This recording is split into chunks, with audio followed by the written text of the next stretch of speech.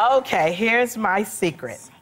In the 90s, they had this tour called the Kings of Comedy.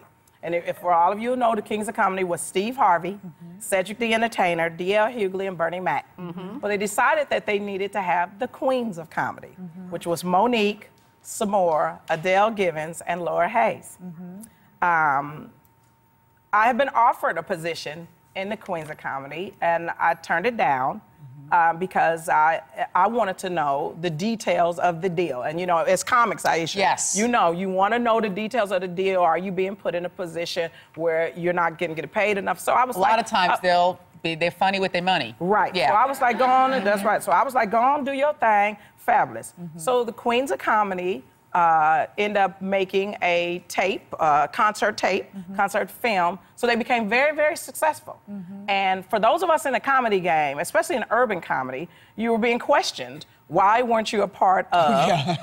Did you get All those the time, two? yeah. Why weren't you a part of the Queens of Comedy? So I got an opportunity. The producer, Walter Latham, called me and said, there might be an opportunity for you to work with these ladies because, you know, Monique had gone on to get the Parkers. She goes on to win Academy Awards and have a great career. So there was an opening. And they were going to tape another comedy concert. So I'm thinking, here's my second chance. It's a great opportunity. I respect these women.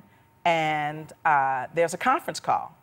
So in my enthusiasm, and I want to be punctual, I dial into this conference call that I think has not started yet, thinking that I'm going to be... Ooh, this is so juicy. Yes. I think I'm going to be on time with this call, and I think they're going to put me in queue, because usually if you do a conference call, they put you in queue, and they say, we'll wait until the host arrives. So I dial into this call, and what I hear is, and Monique is not on this call, I hear Samore, Adele Givens, and Laura Hayes talking about me. Oh my God. I can't take it. What's gonna happen? I hear discussions about my appearance. I hear discussions about my ability. Why is she going to be a part? What do we need her for? And this is my recollection of this call. And I was startled and hurt. But I have to say this. I was so shocked and hurt that I could not unmute my phone and go, hey, bitch, I hear you.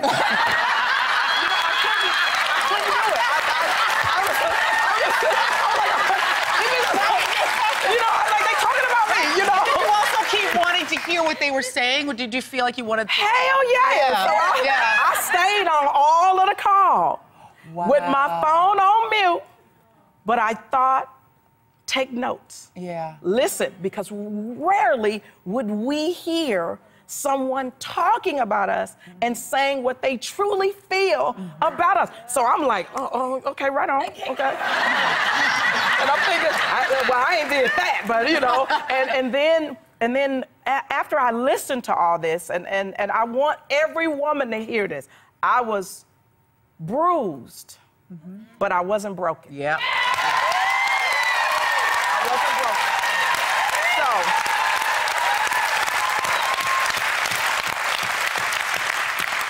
I listened to the entire call. I waited for everybody to click off, and I called Walter Latham, and I said, I don't think this is going to be a great fit for me, but I hope that these women will go on and do great things. To this day, they did not know that I was on this call. They did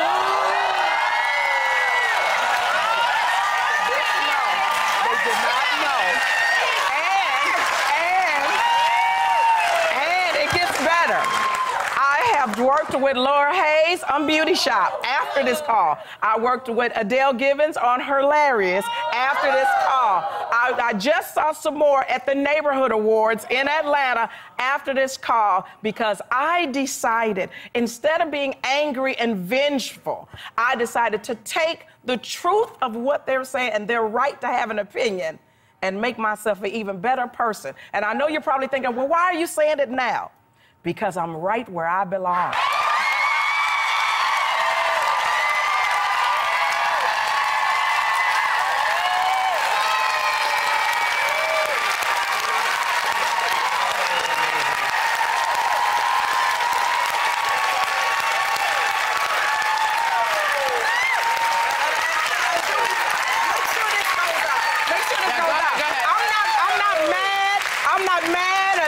these women, I thank them for the blessing of telling me something that maybe I needed to hear, because this is where I needed to get to, and they helped me get there.